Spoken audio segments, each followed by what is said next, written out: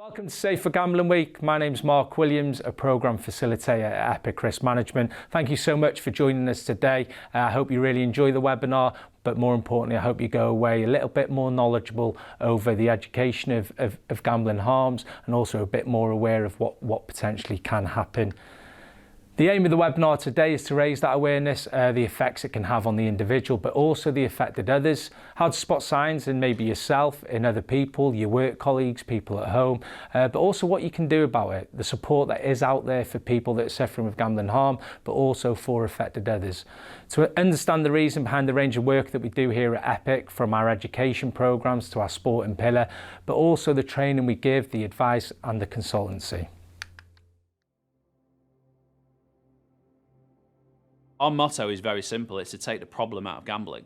We know that what we're doing saves lives, and that's why we do it.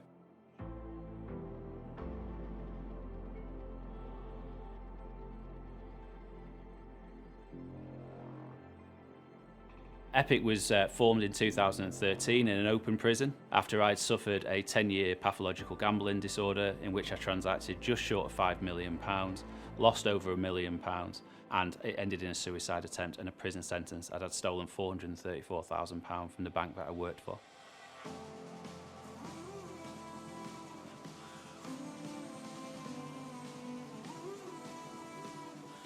I had two options really. Do you go out and get a job, or do you go out there and actually make a difference to people's lives? And do you actually try and use your experience to stop people getting to the same place that you've got?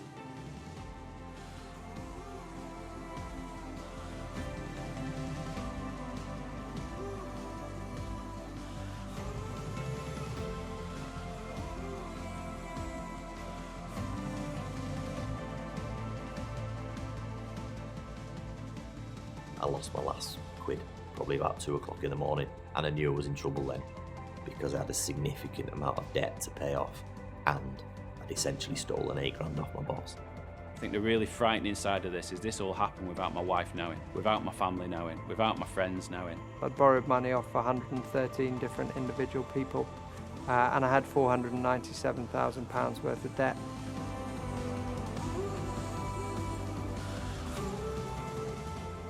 How do you educate people? How do you prevent gambling-related harm? It's a cliche, I know, but if I can help one person, then it will be worth it.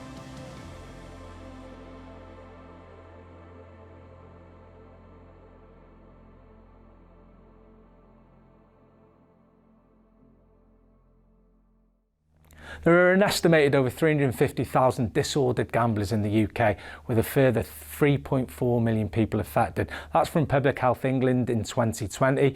For people that aren't aware, gambling disorder is a repeated pattern of gambling behaviour where someone feels they've lost control, continues to gamble despite the negative consequences, and sees gambling as more important than to any other interest or any other activity. Almost anhedonia sets in to where it basically just consumes your life and takes over.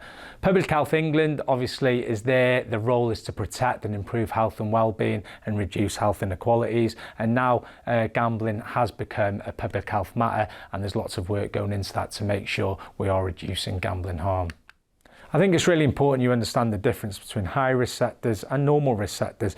Got a couple of stats here where 1 in 30 people in a normal risk sector consistently gamble more than they can afford. And then for the youngsters, 17 to 24 young adults consistently gamble more than they can afford. You might look at the first stat and don't think it's alarming, but in context to maybe your workplace, you might have 30 people within the workplace. One person within there potentially could be struggling with gambling harm. You might have 60 people, that's 2 people. So when you look at it like that, it just shows that it is happening in workplaces, and it could be going on in your organisation or your workplace. 1 in 6 is a little bit more alarming. You know, if you've got 12 youngsters within your workplace, 2 of them are maybe gambling more than they can afford, using their wages, not being able to then obviously spend the money what they need to, things like rent, mortgage, whether it's the shopping. So if they're spending more than they can afford, it's really going to affect them not only away from the workplace but also in the workplace.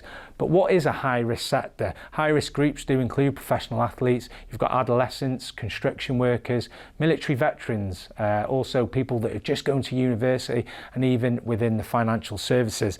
All them different places, all them different sectors, there's a reason why they're more vulnerable. That could be down to, if you look at professional athletes, 4 times more likely to have a gambling problem.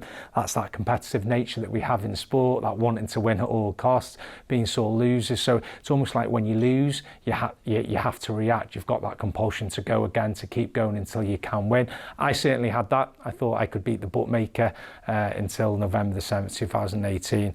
I gave up my fight, and that will come in my story later on within the webinar. But also it's that escapism. We're under so much pressure within professional sport, whether that's your form, whether that's, are you not scoring goals, are you getting exterior noise from the fans, from media outlets, and that can be really difficult to deal with. So with that, we find a way, we come out of our comfort zone, we escape and go into that gambling realm where we get that little joy, that little bit of buzz.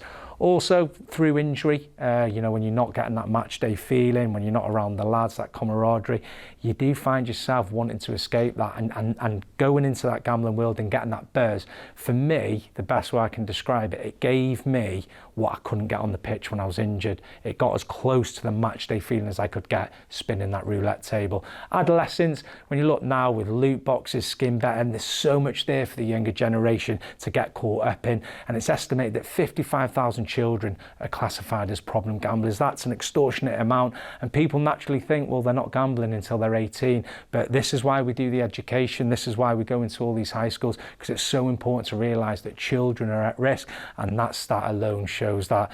Children who were introduced to gambling before the age of 12, are 4 more times likely to become problem gamblers. I find this stat really interesting, and you'll see why when I go into my story, but I was around it from a young age. I was gambling at the age of 8, so I think that stat's really important, and it just makes you as parents watching this call to make you realise, what are your children doing? What are they gaming on? Are they buying these loot boxes? Are they getting that feeling of risk and reward? But more importantly, how do they feel when they get that feeling of risk and reward?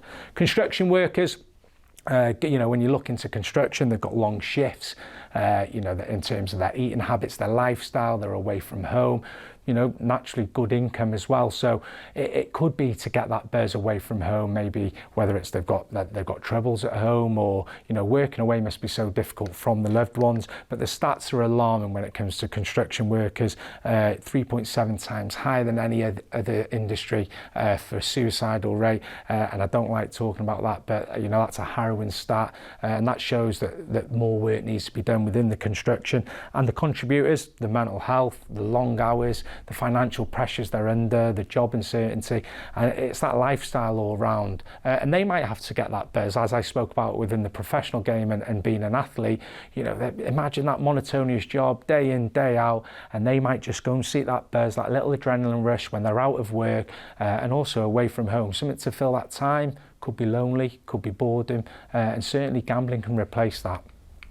I spoke about military veterans. Obviously, coming out of the army can be really a testing time anyway, but what they've been through, the difficulties, the things they've seen, and struggling with that post-traumatic stress disorder, a lot of military veterans turn to gambling to be able to cope with that again. It's that coping mechanism, so we're using that word escapism again. They're going to leave the world, they can't cope with that, they can't cope with maybe their thought process, what they're going through, so gambling can replace that, and gambling can give them that little bit of a buzz, that little bit of hope, but also when they're in that world, they're almost away from what's gone on in the past. It takes you out of your reality, and it's that word escapism again. University, when you look at it, people think, really, university students? But if you think they're just turning 18, it could be the first time, they get that gambling account, they sign up. It's also that first little bit of independence. You leave home, and at 18, when you're getting £2,500, £3,000 thrown in your account, as your student loan, it's there. What 18-year-old knows how to deal with their money? It's difficult. We don't get taught these type of lessons. You almost learn yourself, don't you? So if you think of that, you're in university halls, you could be on your own, you could be self-isolated in your room doing your assignments, you may be lonely, bored again, them words, it's the same words, it's the same lifestyle, and yeah, they might have a good sociable life going out in the week, but when they then go back to their room, they've got Wi-Fi, it's almost the perfect environment to become a gambling addict. What makes people vulnerable, as I've spoke about, so there's the sectors, high pressures in jobs. I think it's really important that just if you sat there thinking, I'm not in a high risk sector, does that not make me vulnerable? No, everyone is vulnerable. This does not discriminate. Anyone can become a problem gambler, and that can come from high pressure job. That could come from trauma. That might be loneliness, that isolation, and it could be going through a life transition. We all go through things. We all experience things, and it's experiences and things that go on within our life that make us turn to something else. So yeah, you could be sat there in a normal risk sector. That doesn't mean you're not going to start gambling to a point where then it takes over your life. So as we've just spoke about high-risk sectors, I was in a high-risk sector being an ex-professional footballer. That's me making my debut as a 17-year-old for Wrexham, rushing diamonds away. And as a young boy, my dream was to be a professional footballer. My aspirations were play at the highest level, represent my country, and just, have tens of thousands of fans chanting my name as I scored winning goals. Unfortunately, throughout my career, I suffered with a 15-year addiction to the point where, it was a gambling disorder. It took over my life. It took me away from the game I loved the most. It took me away from my loved ones, and it really changed me as a person. My last bet was 7th November 2018. So next month will be 4 years in recovery, 4 years without a bet, and that is complete abstinence. Not even sweepstakes, not even joining in with the footballers now, just complete abstinence. I know my personality, I know I can't go back to it, and it's certainly a world I don't want to go back to. A little bit more about me. I was born into a family of 6. I had 2 older brothers and a sister. And that instantly seen from a young age, I was extremely privileged. My dad worked extremely hard. He was a hard-working man. He worked away in London within construction, which is really interesting when we've just spoke about high-risk sectors. But yeah, I was extremely privileged. I went on holiday 2 or 3 times a year. I had fantastic Christmases. And when I look back at my childhood, I've just got, fond memories, happy smiles, always being together as a family. And I look back, like I said, with lots of fond memories, and I loved my childhood. My relationship with gambling, it started from an early age. And when I looked at the stat that I shared with you about starting between the ages of 12 and 16 and how that can have an impact 4 times more likely to then go on, I look back now and think, how much did this play a part of me going on to be a problem gambler? I grew up on the seaside in Wales, so I was always in arcades. I just loved the bright lights, the noises, the sounds. I was fixated being in this environment. I wanted to be in there. Used to go down with my siblings every half term, summer holidays, and I loved trying to, accumulate £5 to £10 and sprint back home, get more money, show my parents, and go back down. I just loved being in there. No different to a bingo hall. I played bingo every Wednesday, and again, being in that environment, that anticipation, waiting for the last number, it just did something to me. I got a buzz, I got a rush, and I really wanted to be the one to shout house for that big prize at the end of the night. We had a few family traditions. A lot of people on the call have probably had them, on the webinar have had them too. The Grand National, my dad used to come home with the paper. We'd all look as a family and we'd pick one that we could relate to, either your favourite colour or a name that we particularly liked. And yeah, I'd like to put £1 on the highest odds, again, trying to win the biggest amount. And we'd watch it as a family, but watching it, I was really excited. It was like a big day in our house. And again, it was a moment of being a youngster in gambling and really enjoying trying to win money. Scratch cards, me and my mum can laugh at it now, but looking back, she used to put a scratch card at the top of my stocking. Again, I used to wake up, and this is at the age of 8. I'm getting a scratch card, scratching away, and I got really excited doing this type of gambling. If I didn't win, and I had that nearly miss, I wanted to go again. I wanted to have another scratch card, but luckily back then, my mum would only do it at Christmas, but I could see how addictive all these things were and how much I really enjoyed doing them. But like I said to you, my ambition was to be a professional footballer. I signed for Wrexham Academy at the age of 8. I would say it was pretty plain sailing. I had trials for Liverpool and Everton at the age of 13, and I had high hopes of breaking into the Wrexham team relatively early. I left school at 15. I did really well in education, not because I was the cleverest, but because I had that competitive nature. I was extremely hardworking, and I took that in anything I did, whether that was captain of the football team, the cricket team, the rugby team, or even in my education. I wanted to be the best for anything I put my name to, and I did. I left school with A stars, A's, a couple of B's, and I was really proud of that, even though I knew I wanted to be that professional footballer. I turned up to Colliers Park as a 15-year-old, really nervous, as you do, turning into a real man's workplace. The first team were in a separate change room. There I was, a YTS. I had 2 years to make the grade, 2 years to get that professional contract. But instantly I could see there was a betting culture within sport. It was everywhere. Whether the first team would do doing it. You had the horse racing on, you had sweepstakes when the Masters was on. It was on the back of the coach playing cards, poker. You know, and even the YTSs at the time, we'd all go into the bookmakers. This is at the age of 15 now. You'd put £1 or £2 on your football accumulator, trying to get six teams. And if it came in, you could win £300-400. And when I started doing that, it really excited me and I wanted to do it more. So instead of it becoming just Saturday, like it did with the lads sociably, that's how it started. In the week, I used to go, you know, Tuesday, Wednesday, Champions League football. I wanted to put these football accumulators on. I wanted to win that big prize again.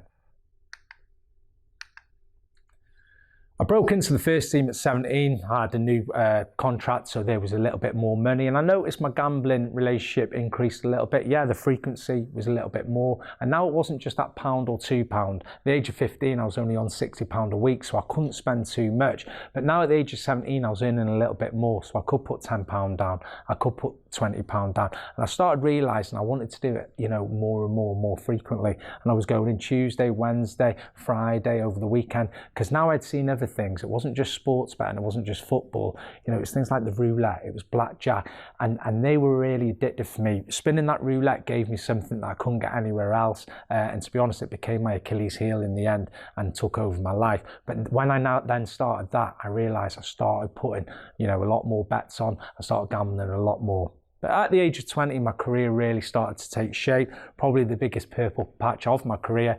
If there's a moment I could go back to and relive, it would certainly be this moment here. Everything I touched turned to gold. I was scoring winning goals. I scored a hat-trick just before Christmas. I was getting lots of champagne bottles. And yeah, all them fans chanting my name. I just lived. It was almost like my head was in the clouds. And it was pretty amazing. I just had this big buzz and I wanted almost to just live in it forever. Travelling around the world with Wales, you know, I was represented in the 17s, 19s, and now the under 21s. Around them was Joe Allen, nicknamed now the Welsh Perlo, Gareth, Bale, Ramsey, you know, all these high profile names that have done amazing things in Welsh football, and I can't wait to tune in and watch the World Cup. But at this time, there I was playing around these guys, learning the trade, making me a better footballer, and it really improved me. Like I said, travelling around the world, it's a moment I'll never forget, and certainly one I wish I could go and relive all over. But I took my club form back to Wrexham. I scored 17 in 21 games. Everything was coming off, and I played the best I think I've ever played. Everything was pretty perfect that year. I got to the January transfer window, and I knew there was going to be interest. There was lots of people talking about me. I was in the paper, I was on the telly. My manager really, you know, he seen me as the main man. I felt the main man, and I played like the main man that year. Got to January and I had lots of interest from higher Championship, League One clubs to make the grade. And to be honest, I thought I'd made it. I thought, here we are, going to make the move up the football pyramid. You know, all them hard nights, all the hard work, not only me, but my parents, my siblings, everyone put effort in for me to be a professional footballer. And there it was. I thought I was going to make that move up the football pyramid. I had to make a real big decision. I'd been at Wrexham since I was 8. We were second in the league. I was loving my football under Dean Saunders. And he put a new big contract. It was actually 3 times more than I was on at the time. So it was a real increase in wages for a 20-year-old. And he said to me, Mark, we'll get Wrexham promoted, we'll get them back in the Football League, and then I'll move you to the Championship. I pondered it. I thought long and hard what to do. I didn't know what to do, to be honest. I was a young lad, spoke to my parents, spoke to my agent at the time, and I stayed at Wrexham. I thought it was the best for me at the time. I thought, yeah, I'm playing the best I've ever played. I'm learning so much every day under Dean Saunders. So I signed the dotted line. I signed at Wrexham to stay, hoping obviously I'll get them back in the Football League, and then I'll move up the football pyramid and fulfill my dream. Unfortunately, just a mere 4 weeks after signing on the dotted line, I just went to make a quick run at the racecourse, no one around me, no impact, and I just fell against the floor instantly. I knew there was a problem. I heard the crunch in my foot. I rushed to the local hospital and they confirmed that I broke my 5th metatarsal. I didn't really know how to cope with that. I had to go get an operation. I had pins put in my foot and I went home and I was lonely. It was them words that we spoke about previously. I was lonely, I was bored, I was on my own. I wasn't around the team anymore. But more importantly, I was really scared. I was scared, will I be the same player? I was scared, will I get back in the Wrexham team? Will I get back in the Wales fold? I think underlining it all, I was really scared, will I ever get that chance to go and move up that football pyramid again? And at that point, I couldn't cope with that. I couldn't cope with all this doubt. I couldn't cope with how my mind was working. I hadn't really had much adversity up until this point. And the only way I could cope with it was what I knew all along, and that was to gamble. But now I had this new big contract to play with, and I did. The money was coming in. I had nothing else to do. It filled the void. Like I said, I was lonely, I was bored, and I was almost just waiting to get fit. But what I noticed, my relationship had changed again. I started gambling a little bit more because the means of money was there. So now it was £50 a bet, £100 a bet, sometimes £200 a bet. And I was just spending my football money. And really at this point, it wasn't affecting my mental health. I wasn't getting into debt. But, you know, really not playing, it just filled that I was getting a buzz from something else. On this particular night, my life changed forever. Being a Man United fan, I went to watch Blackpool v Man United. I got tickets from a Blackpool player, so I had to sit in the Blackpool end. And Blackpool were actually winning 2-0 at half-time. I looked at the odds at half-time, and I just fancied Man United. They were top of the league, they were going for the title, and I had £2,000 in my account that night. And I looked at the odds, I thought, yeah, I'd never done anything like this. Wages were coming in the week after, money wasn't a problem, and I put £2,000 on Man United to win from that point. If it came in, I'd have won over £10,000. This is what happened next.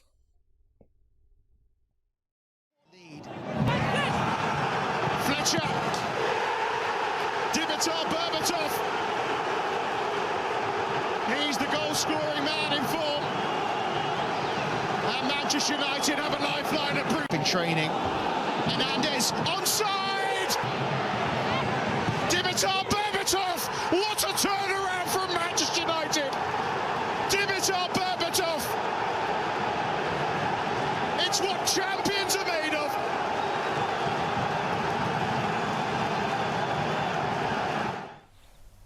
That goal actually made me over £10,000, and my relationship completely changed after that. I couldn't go back to putting £50, £100 on bets. I had to bet big every time. I had to replicate that feeling. I wanted to get that feeling. So I started to bet big. I was betting £1,000, £500 on two teams, and I was really getting that buzz and rush from that. The problem with that, my career took a kamikaze slide. I broke my foot again. I had numerous injuries, and again, I wasn't the same player, you know, and I knew everyone was talking about that and that exterior noise I really struggled with. You know, I didn't have the coping mechanisms to deal with people saying I wasn't good enough anymore. I remember going to Kidderminster and falling out with the manager to the point where he actually just wanted to get rid of me in the January transfer window. He didn't want to barter on the money or sort anything out. He just wanted to give me the amount I'd get if I just sat there for the whole time. And that's what I'd become. I'd completely changed as a person to the point where people didn't want me in changing rooms. People didn't want me around, you know, their football club. So I was now not only affecting myself, but I was affecting my teammates. I was affecting managers and football clubs. Like I said, it completely changed me.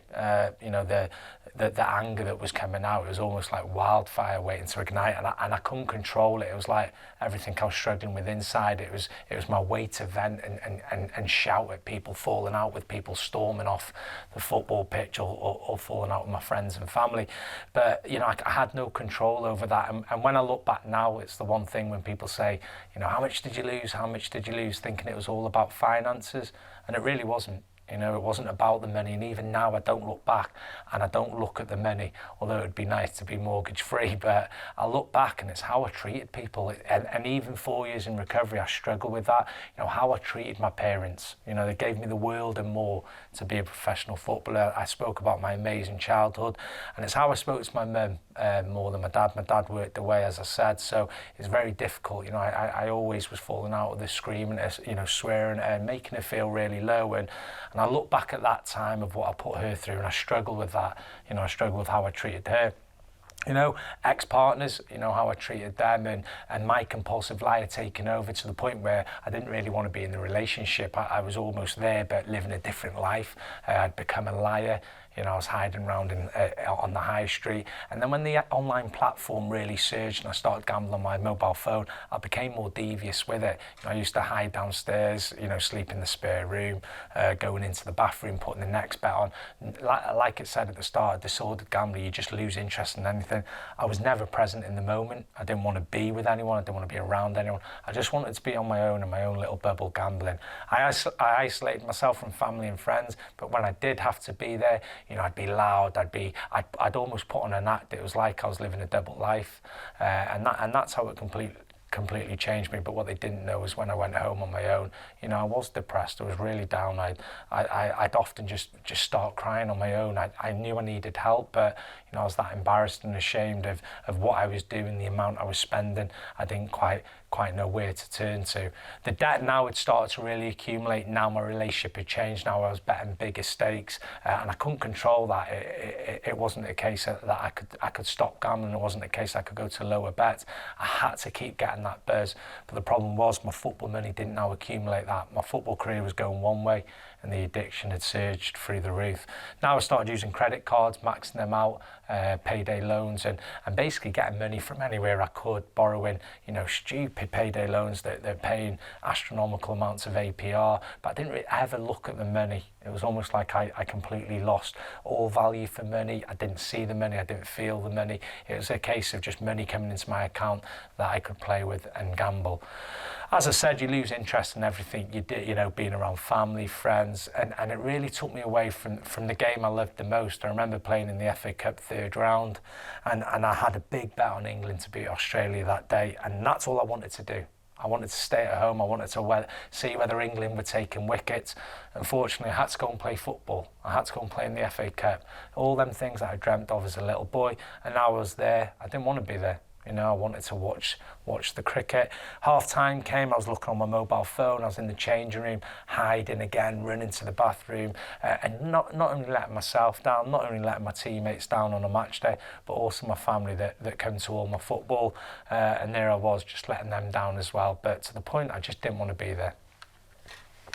I look back now and think I'd do anything to go back and have my FA Cup moment again, or certainly have another shot at now what I just look back with lots of regret. This is Emily. She's my little girl.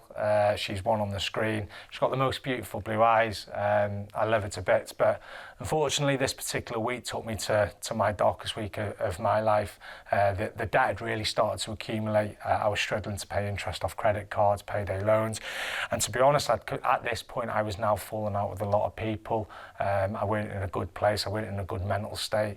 You know, I was treating people extremely poorly, and I just had no control. I didn't value money. I didn't value people, and all I wanted to do, like I said, was carry on gambling. And I'd lost that much money. I had to do something drastic. I had some money in an account for Emily's future, and unfortunately I took that money thinking if I can just win a little bit this week, I can pay off interest, I can pay off loans, and I can get straight and go again next week. The problem was I wasn't earning a lot of money anywhere else, so now I was taking money from a place that I shouldn't have, and unfortunately I lost that money straight away, and now I almost felt, you know, that anxiety, that feeling that the secret was close to coming out. There was a few people talking. I remember my sister actually asking me out, "Are you gambling?" And it was almost like people were putting the jigsaw pieces together. Now, on November the 7th, 2018, the last time I placed a bet, I got my last payday loan of £10,000. I reeled that out in 40 minutes. That's all it took. Didn't even get to half a match of football. But as I hit insufficient funds, physically, mentally, emotionally, I just had nothing left to give. I literally threw the iPad screaming in rage. I hit the floor, crying my eyes out. I was 30 years old. And it was a moment where I just felt there was no way out. I didn't feel I could speak to my parents, not because they wouldn't have supported me, but because of how embarrassed and ashamed I was. I broke down and hit the floor, and on this particular day, I should have been looking after Emily, but like I said, for the first year, I kind of neglected that little girl on screen, and I look at that screen every day doing these presentations and think, how did I do that? How did the addiction do that to me, where I let that little girl down? And as I was on the floor, supposedly supposed to be looking after her, I looked at her, and you know, that was a moment for me. She came over, you know, I was crying, I gave her a massive hug, and to be honest, I didn't quite know what to do at that point, and I just looked at her, and not only did I think I've not only ruined my past, you know, my chance of being a good person, of having a good career, but if I continue the way I am, you know, I'm going to ruin that little girl's future too.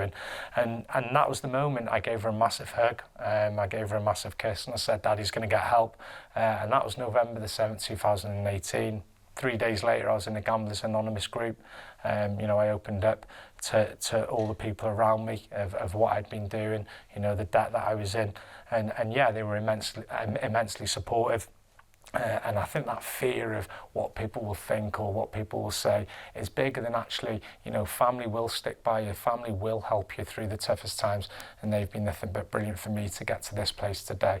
Like I said, I went to support groups. I had to understand the addiction. I had to understand why I let, you know, that little girl on screen down. I had to understand why it took me away from the game I loved the most, why it made me treat the parents the way I did. And through Gamblers Anonymous, through support groups, through counselling, I started to get the answers, and I started to realise what I had to do to not only to become a better person, to get over this addiction, and to make sure I get my life back on track and be the dad I should have been all along. This is where I am today. Like I said, nearly 4 years in recovery next month. It's been a long journey. You know, this didn't just turn out like this and it was overnight. It took a lot of hard work. It took a lot of trust from a lot of people. And it took a lot of building up, you know, my personal confidence. You know, where I was on that day, you know, I barely could look at the person in the mirror. I was so ashamed of how I'd behaved. And this is Emily now. She's 5. It was her birthday a few weeks ago, and yeah, I love her to bits. She's my pride and joy. Massive driving force in my recovery. Extremely difficult, them initial steps in becoming that part-time dad and leaving her and not seeing her. But I knew that if I worked hard, if I got the right help, that one day I would become that better dad. Now we're best friends. I've got a 50%, which is amazing now. I love my time with her. I put her over everyone and anything.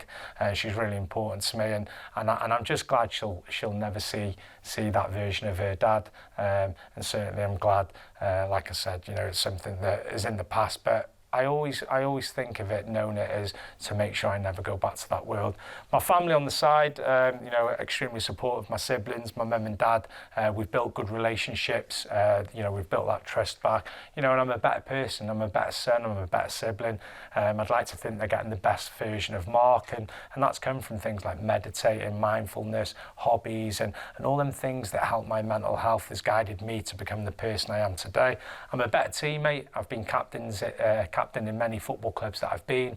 I'm now helping the younger players. I'm now more calm in the changing room. I'm not reacting to players or falling out with managers. I'm now not that person that they're trying to kick out. So, you know, it's really nice how I've managed to turn all that round. But I would certainly, now what I know today, I'd love to have another shot and start my career all over again. I've got a new partner.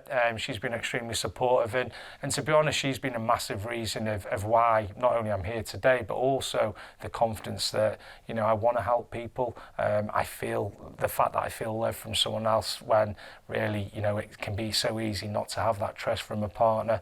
And it is difficult. A lot of people do bring it up. Oh, Mark's the gambling addict, Mark's this. So to have that trust and support from someone, like, I always feel like someone's behind me, and I've always got someone's got my back, and that means the world, and that allows me and brings out a confidence in me that, you know, I am a better person. I am moving in the right direction. I can't change the past. I can only do what I do today, and certainly try and help people moving forward in the future. But everyone on that screen has played a massive part, and everyone on that screen is a major reason why, you know, I want to make everyone on there proud. This is probably my best footballing moment. Some people might look at it and think, well, he's played with Ramsey, Joe Allen, Bale, they're top-class footballers, which they are. I played in the Europa League for Llandudno against Gothenburg, scored a hat-trick at the racecourse, and they were all amazing moments. They really were. They were moments I'd love to relive again. But this particular moment, Emily had never seen me play football because I only had her on a Sunday, with matches being on a Saturday.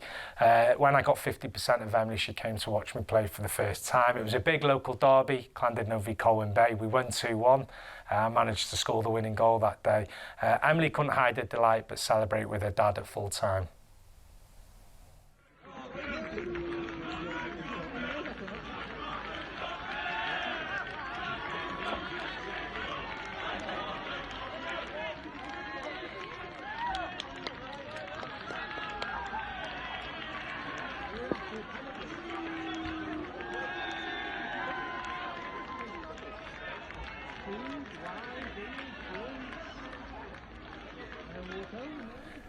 Here's our gambling spectrum. I think it's really important maybe to look where you are on the spectrum.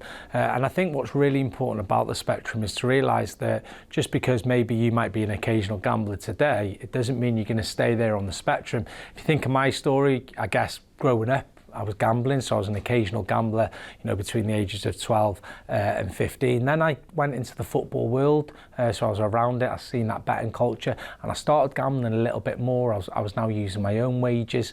I was going in my own time. So now I guess I became a regular gambler. So my circumstances, my environment, I moved across the spectrum. So then when I had the injury, the only way I could cope with it was turn to gambling. Now I'm moving at that spectrum again. I went into a heavy gamble, started gambling most days. I was now putting a lot more money on the bets, and then through that, as it escalated, I got injured again. My form had dropped. I was now my career was going in a different direction. I then came into a problem gambler to the point where at the end it had completely taken over my life, where nothing else mattered, and that's where the gambling disorder took over, to the point where I didn't want to be at football, didn't want to be around my family, didn't want to be around anyone, just isolating on my own, placing bets. So you can see just in my brief description quickly how I've moved down the gambling spectrum. So you might be sat there today thinking, well, I'm okay, I don't gamble, but it might take that one bet to make you get that little bit of a buzz, and then you might realise and start doing it a little bit more. And like I said previously in the earlier slides, yeah, you might be in a high risk sector, so you're more vulnerable. But even if you're in a normal risk sector, something might happen in your life that you can't cope with. You might be suffering with grief. It could be a divorce. It could be something going on with your children. So all these things that could go on at any given time can potentially change where you are on that spectrum, because there's lots of reasons why we escape our reality. And yeah, it might be something else. It might be a different addiction, but it could be gambling as well. So I think it's really important that you understand your relationship with gambling, but also to the point that you're aware that if you are moving down that spectrum, what needs to take place? Have you had the education and awareness like a session today to understand the pitfalls and triggers? But also, if you are a regular gambler and now you turn into a heavy gambler, what intervention is in place? What can we do potentially to make sure you don't get to the wrong side of the spectrum? Again, if someone is already problem gambler to a disordered gambler, that's where you need serious help, third party intervention and certainly whether that's CBT therapy, residential care. So it's really important that you're aware of where you are on that spectrum.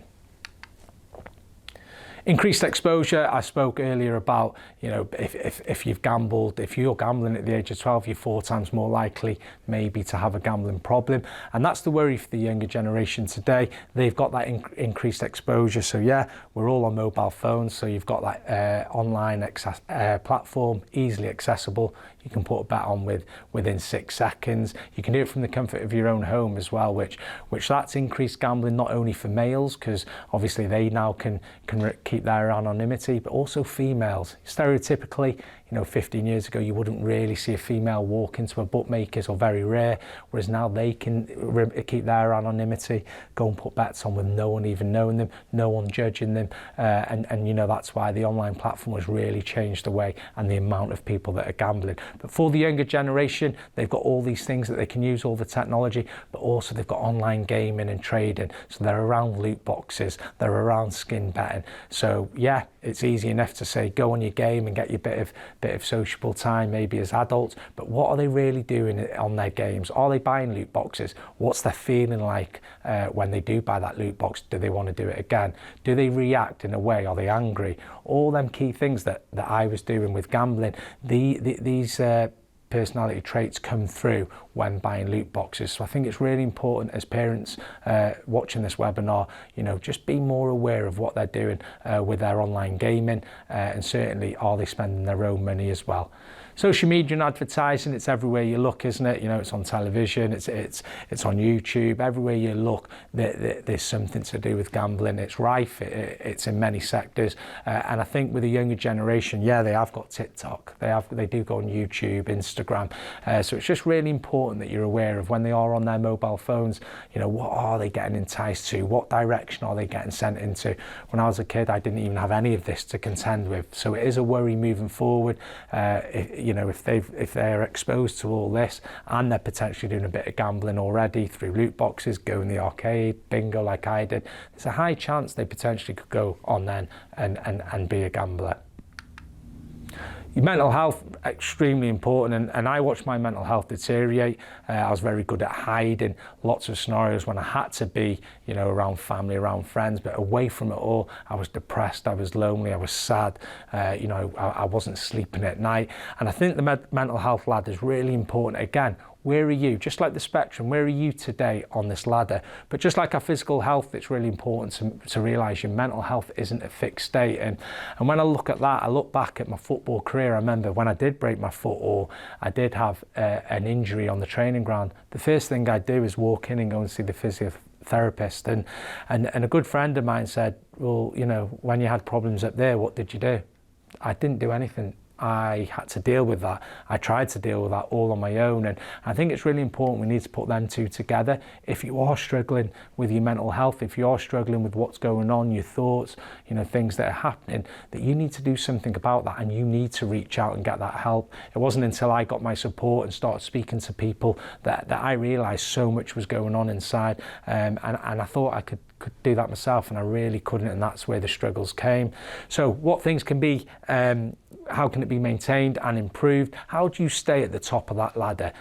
You know, you're not always going to be feeling pretty good and feeling great. We all have bad days, but being active, staying connected, you know, having that great support group around you, talking to people. And I think addiction, take them three alone, you're not connecting with people, you're not talking to anyone, you haven't got that support network. And that's why you slowly but surely go down that ladder. Doing things you enjoy. I stopped even wanting to play football. I stopped wanting to go out and socialising. So things like that were really affecting my mental health. Sleep, I barely slept because I was gambling extreme amounts in the day. I was that wired to try and win it back. Sleep didn't interest me. I wanted to put the next bet on, and I'd sit there just spinning the roulette throughout the night, trying to find what money I could to place another bet. So it's really important that you're aware of these different things that can really keep you on the top end of that ladder. How can it deteriorate? Like I said, life experiences. Just like the spectrum, we can move at any point. So you could go through something, it might be trauma, it might be, like I said, a divorce earlier, it could be, you know, suffering with grief, and you could really, your mental health could be impacted and you could move down that ladder. Long-term stress, things like debt, isolation, lack of sleep. So it's all them key words again. And if you're finding yourself lonely, bored, getting yourself into debt, isolating away, naturally you're going to move down that ladder. So this is a great slide for you to see of how to stay at the top end, but just be mindful, what can you do to make sure that your mental health is the best that it can be?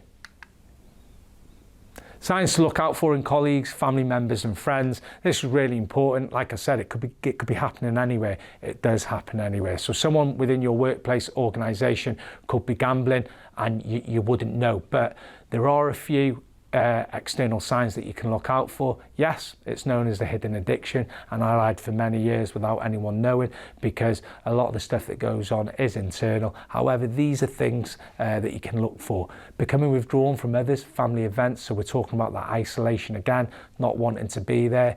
That performance at work being affected, whether that's on the sports pitch, whether that's in the office, whether that wherever you're working. If you've noticed a decline in work, if you've noticed a decline in their performance at work, you know, have a look into it. It might not be gambling, but there is a possibility it could be. Seeming worried, agitated or upset for no apparent reason. I think when you're living in the gambling world and you're gambling, you're always thinking of where you're getting your next bit of money from, what the next bet's going to be, and you're almost vacant, you know, you're distant from everyone, you're never in the room, you're never present. So if you're watching someone and they seem like that, almost a million miles away, normally their mind's elsewhere. And for me, it was almost in that gambling world. So if you see people like this, it's really important that you look and think, hang on a minute, they're not with us today, or they're not present, they're not listening to me properly today. Something potentially could be going on away from the workplace or at home. Changes in behaviour, being erratic, short-tempered, isolating again, but that erraticness and irrationalising with things, that's what I was like. I was extremely short-tempered. I was falling out with managers, players, family, friends. So if it's not quite like their behaviour and they are being erratic or they are being reactive, again, it's a good sign to think something's not quite right. And if someone's doing 2 or 3 of these together, then it might be that you just ask that question if everything is okay. Lying, I became a compulsive lying with it to the point it became easy lying. But yeah, if someone's, you know, constantly lying to you and you're starting to put the jigsaw together, the lies together, potentially again something could be going on. Lack of professionalism. If someone's turning up late for work, leaving early away from work, not, like I say, maybe not looking good in terms of, you know, their work attire, their hygiene. If someone's really losing all that professionalism that they had, I remember turning up bang on the dot that I had to be at football and being the first one out, whereas when I wanted it so much, I'd be there really early and I'd be the last one out because I'd be doing shooting practice. So is there someone within the workplace that is doing that, you know, shooting off as quick as they can, getting away from everyone, not wanting to be there? So if anyone is showing a couple of these signs, then maybe you might have to ask that question. Managing and controlling your gambling. You know, if you're on this call and you're thinking you might be gambling a little bit too much, there are things you can do to manage and control. Set deposit limits, cooling off periods, always a good sign, just to, you know, rather than that compulsive nature that I had, constantly reacting to a lost bet, that cooling off period can just calm you down and almost take what you've just lost, you know, out the way, and you can deal with that. I always reacted. I was always compulsive with my next move. Checking profit and loss statements, I think, is so important. Sometimes people will say to me, oh, I'm all right, I haven't lost that much money. But really, until you gauge it and look at this, it might make you realise you're actually spending a little bit more than you can afford. Stopping completely though, and if there is anyone on the call, please do get in touch. The email will be on the last slide, but things like Gamban, things like GamStop, a great software to put on your mobile phone device, your iPads, and that for me at the start was a big restriction out of my life. It stopped me being able to gamble. It stopped me being able to put that bet on my mobile phone within 6 seconds. It took that means away from me. It took the casino out of my pocket. And that was a big starting point in my recovery around everything else and all the support, help, therapy that I needed along with it. But if anyone is or would like any help on this, please do get in touch. Help and support also, we've got the National Gambling Helpline, Be Gamble Aware and also Mind, extremely useful also if anyone wants to reach out to these. As I've said on the previous slide though, please do get in touch with Epic Risk Management. We're always here to help, we're always here to guide you in the right direction, and it might be that you just want to chat, and that's what I'm here to do. My email will be on the last slide, and it might be that you just want to talk. It might be that just wanting to know more about, you know, where you are within that gambling spectrum or where you are with your mental health. So thank you for the webinar. I hope you've enjoyed that. I hope you've taken something from it, you know, from the aims. I hope you're a little bit more aware of what gambling harms are and how it does affect other people. It wasn't just me that suffered, as you've seen in the slides. It was my family, it was my friends, it was my teammates. And that's what an affected other is. Someone that's been affected from that one person's gambling problem. They say on average about six to 10 people per gambler. So please, you know, bear in mind that it might not be you that particularly is suffering yourself, but it could be a friend, a family member or a colleague. Also, I hope you're more aware about what we do at Epic. If any organisation want to get in touch or any individual want to get in touch, please get in touch, and we can, you know, go from there and potentially create partnerships moving forward. So thank you for your time. I hope you've enjoyed the webinar. Thank you.